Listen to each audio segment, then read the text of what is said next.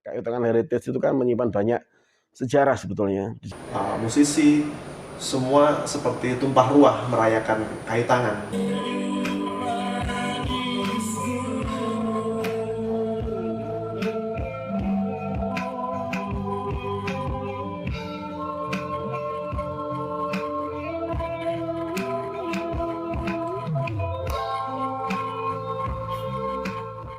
Sampai saat ini sih belum ada ya, jadi memang belum ada komunikasi yang intens antara semua pelaku usaha yang di depan dengan masyarakat yang di dalam. Jadi sementara ini masih berjalan sendiri-sendiri, sehingga kita terkesan memang kita saat ini hanya menjadi objek begitu, belum menjadi subjek di kampungnya sendiri.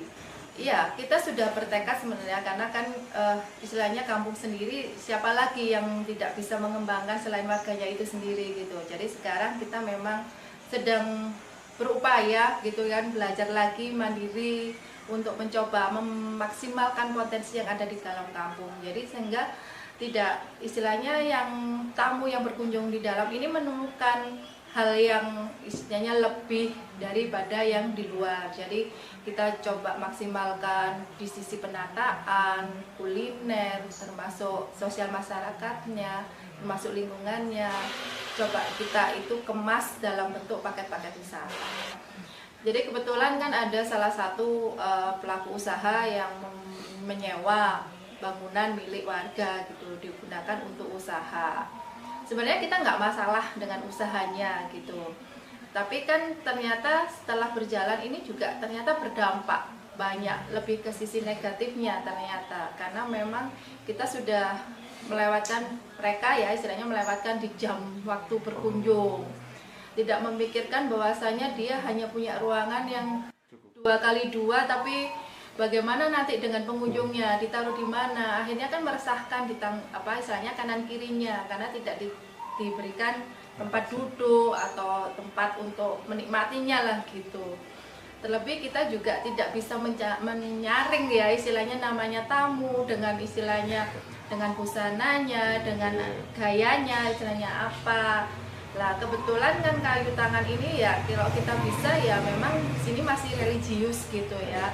Jadi untuk sebenarnya kalau penyimpangan semacam itu sih kalau masih sebatas wajar, kita masih mentolerir kan gitu. Tapi kalau kemarin itu sudah benar-benar yang duduk berdua, merokok. Nah di situ itu kalangannya tuh anak-anak gitu loh. Jadi kan kita juga harus mewaspadai itu. Ada yang nggak istilahnya nggak ngasih rokok juga, tapi kan namanya budaya itu kan pasti orang anak terlebih ya kan melihat gitu.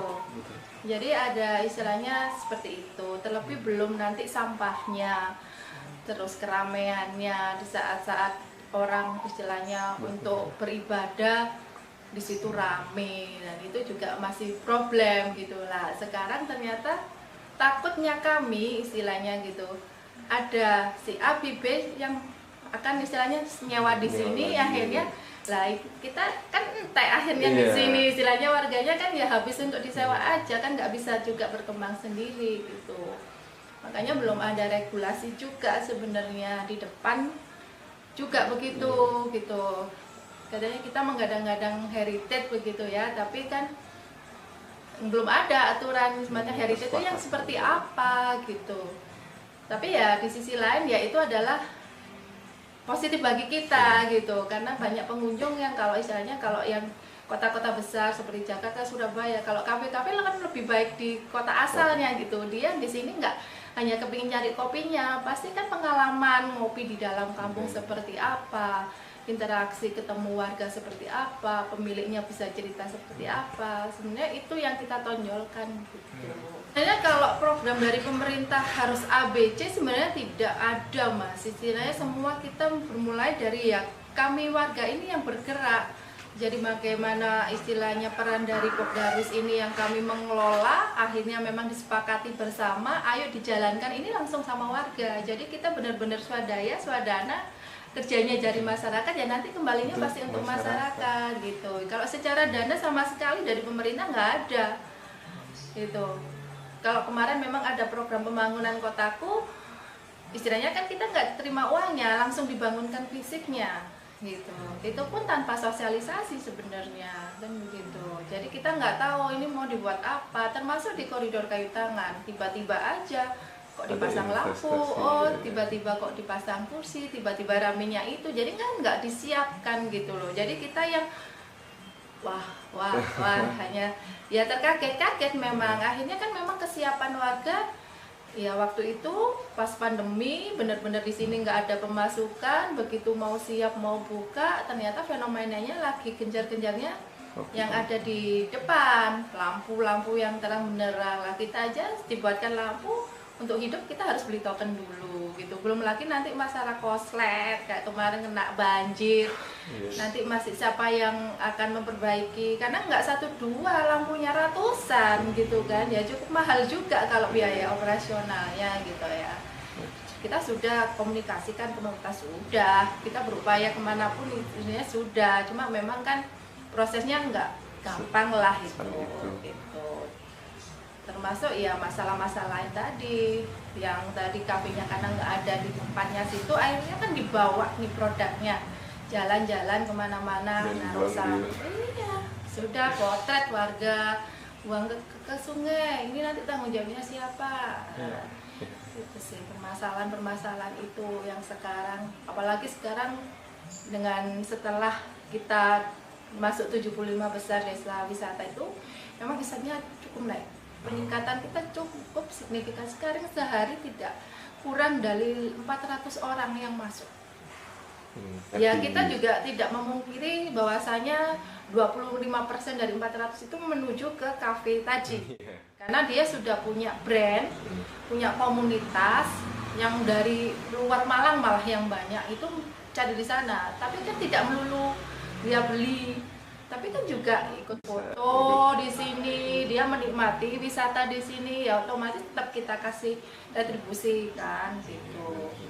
Jadi ya itu juga fenomena lagi, kok sekedar beli kopi aja suruh bayar tiket, bahasanya kan gitu, muncul lagi permasalahan. Jadi sekarang ini ya kita berusaha memetakan permasalahan, mencoba cari jalan keluarnya. Ini nggak ada bantuan dari siapa sih ya wes yang bisa ya memang yang berhak sebenarnya kan ya warga sendiri gitu ya. Jadi ini harusnya enggak peraturan dan sebagainya ya warga, karena kita yang punya di sini kan nggak tadi aturan misalnya buka sampai jam 9 malam ya harus ikut gitu. Di sini istilahnya nggak boleh berpakaian gini-gini ya harus diikuti usaha-usaha, jadi tidak mematikan di dalam kampung itu sendiri.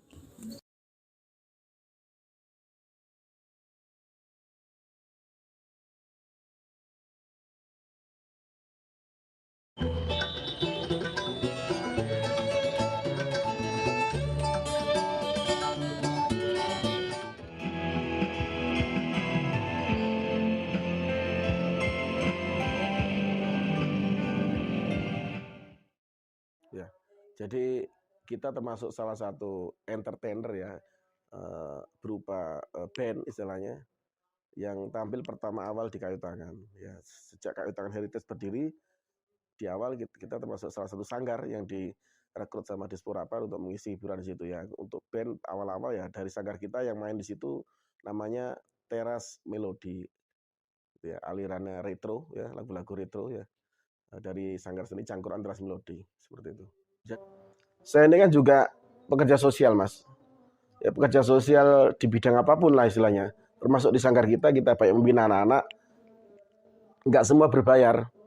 Jadi ada anak yatim, ya, anak yang kurang mampu. Saya bina di sini gratis, free, tanpa kita pungut bayaran sepeser pun.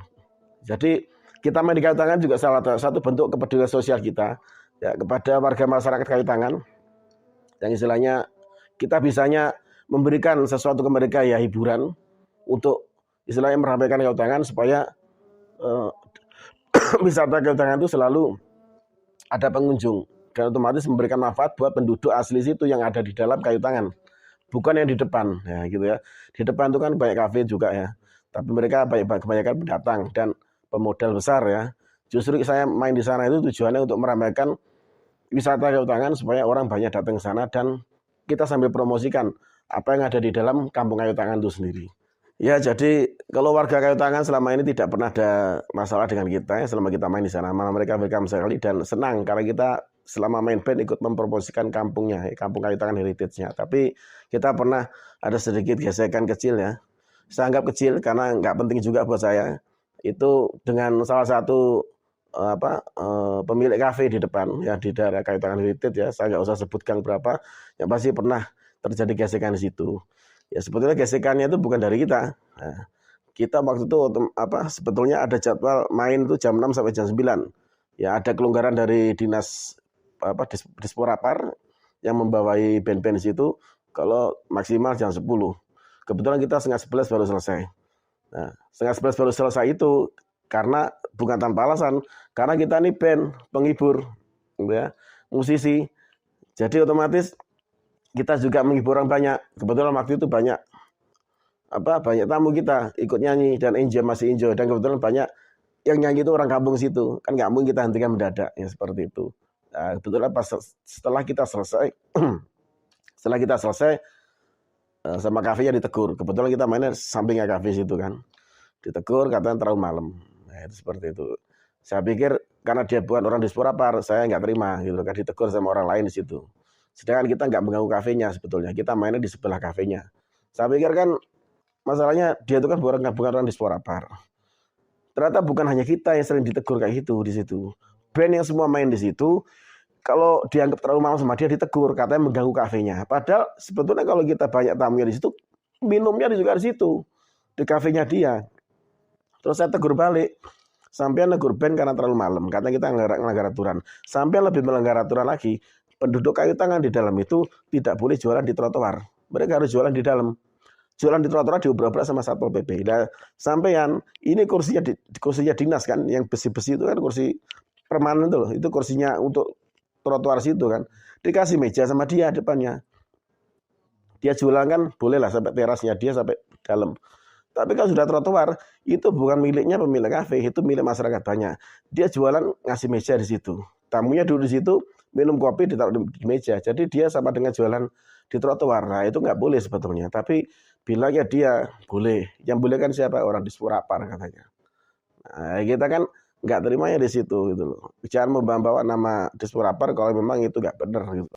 Begitu ada gesekan, bukan kita yang dibelain, malah orang oknum dinas malah belain kafenya. Seperti itu. Kita malah yang kena komplain habis-habisan. Nah, betul. Yang masalah dia melanggar aturan mengeluarkan meja di trotoar heritage di depan kursi yang punyanya Pemkot itu nggak digubrisnya.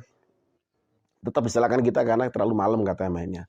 Padahal kita biasa main sampai malam ya, penduduk situ enjoy aja.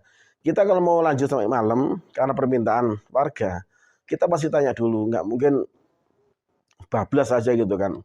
Kalau ada Pak RW yang lewat, ada warga lewat, Mas, ini jam berapa sampai selesainya? Ya terserah gitu. Orang penduduk kampung itu seneng. Kalau sampai malam otomatis dagangannya di dalam kampung, di gang-gang itu kan ada orang jualan gorengan, ayam geprek dan lain-lain lah, kopi. Itu mereka laku gitu loh. Karena kita kalau main, kita tuh sudah ada fans sendiri lah ya. Yang lagu-lagu kita lagu-lagu agak mundur ya. Otomatis orang-orang yang di zaman-zaman kita pengen dengarkan lagu santai ya, tanpa harus membayar kopi mahal-mahal, ya datanglah lihat band kita di heritage itu. Paling hanya membeli kopi dengan harga 3.000 4.000 di gang Kayu Tangan itu sudah dapat. Sudah bisa enjoy nyanyi lagu-lagu yang di zaman-zaman mereka seperti itu. Nah, ya pesan saya ya, ini sebenarnya bukan pesan juga ya, dalam artian hanya mengharap kita ini sebagai pelaku industri kreatif di Malang, ayolah kita bersatu ya, bersatu tanpa ada rasa cemburu, tanpa ada rasa curiga, ya karena apa? Malang itu banyak talenta ya, terutama di bidang seni, bisa mengembangkan apa saja di Malang. Kayu Tangan Heritage butuh ada semua. Dalam artian kita kalau bisa memajukan Kayu Tangan Heritage, wisata yang maju. Ya, bukan hanya di Kayu Tangan, pastinya di heritage lain yang ada di Malang, ya insya Allah nanti Anda juga akan maju.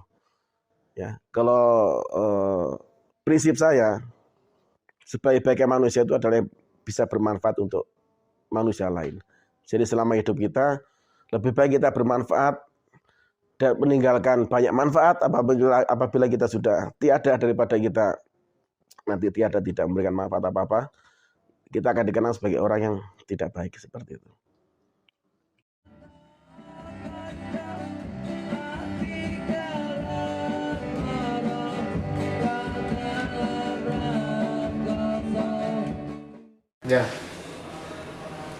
Ya kayu tangan kalau dari pendapat saya itu satu bagian kota yang sangat potensial sebagai ruang publik yang terbuka ya.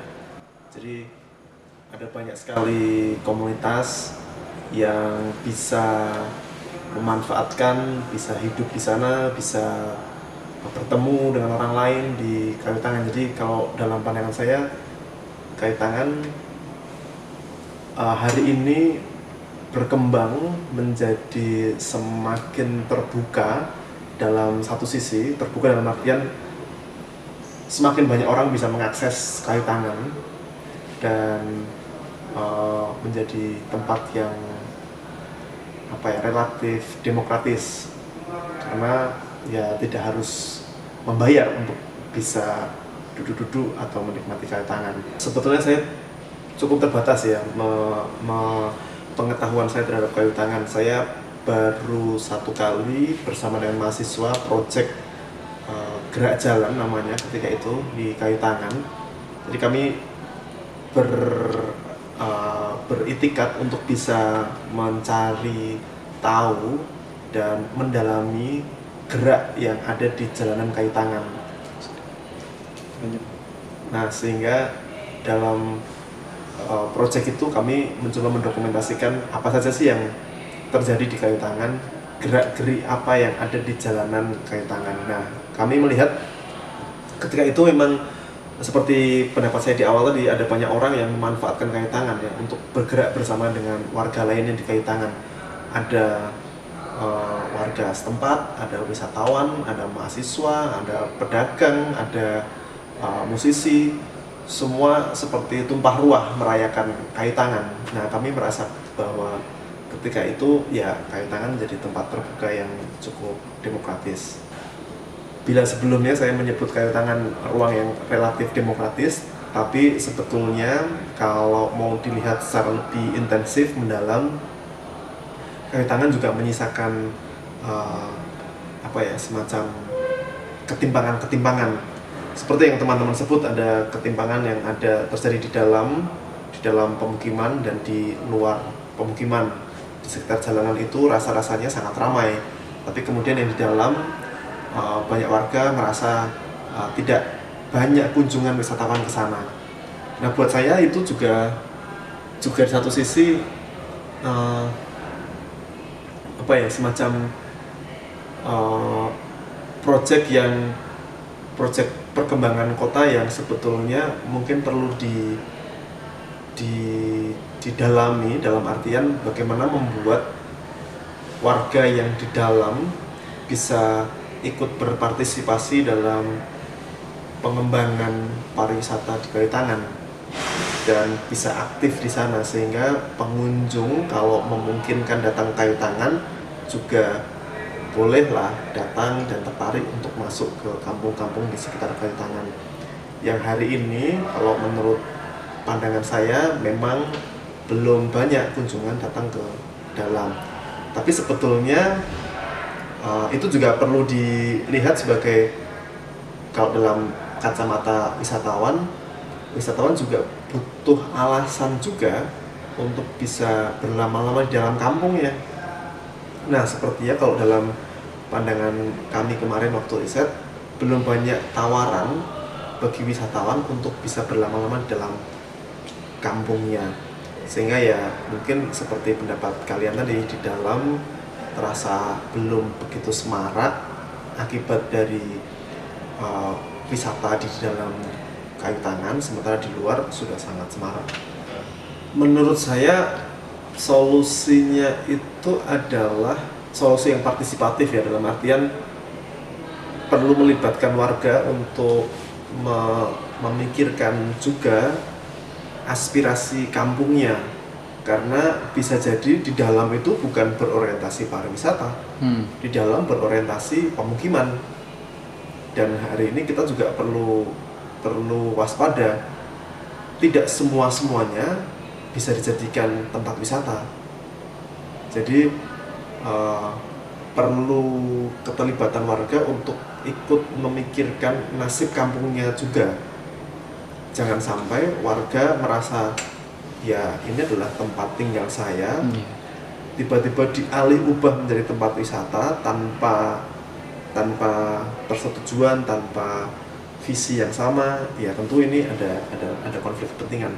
Menurut saya yang paling penting dari proyek perkotaan adalah bisa melibatkan banyak komunitas termasuk warga, sehingga warga merasa memiliki kampungnya sendiri.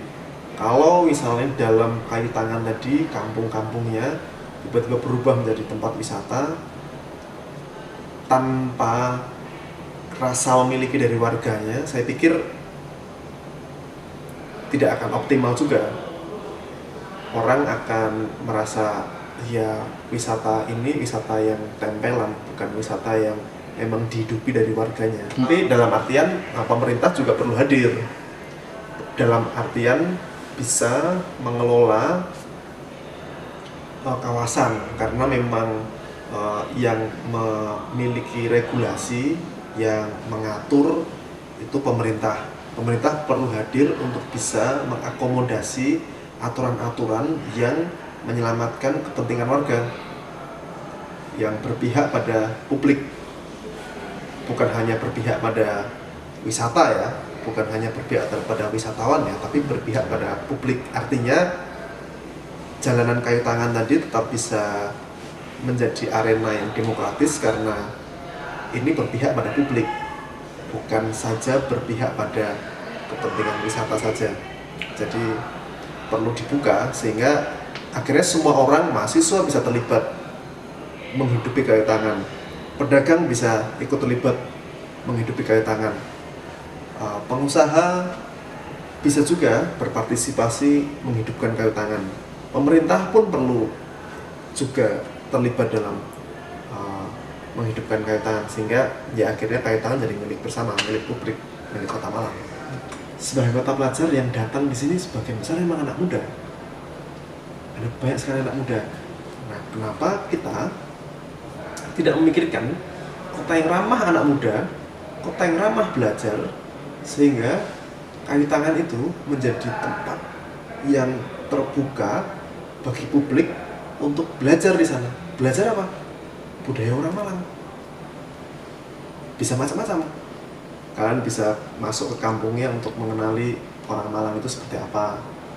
Kalian bisa jalan-jalan dan mungkin sekedar duduk menikmati musik yang ada di Kayu Tangan. Tidak harus musik tradisi. Justru yang muncul di sana adalah musik-musik pop, karena orang Malang pun juga pop.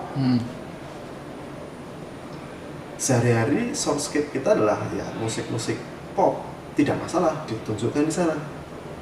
Justru malah perlu mempersolek diri. Malang yang kontemporer, Malang yang hari ini itu seperti apa sih, perlu ditunjukkan di Kayu Tangan, diekspresikan di sana.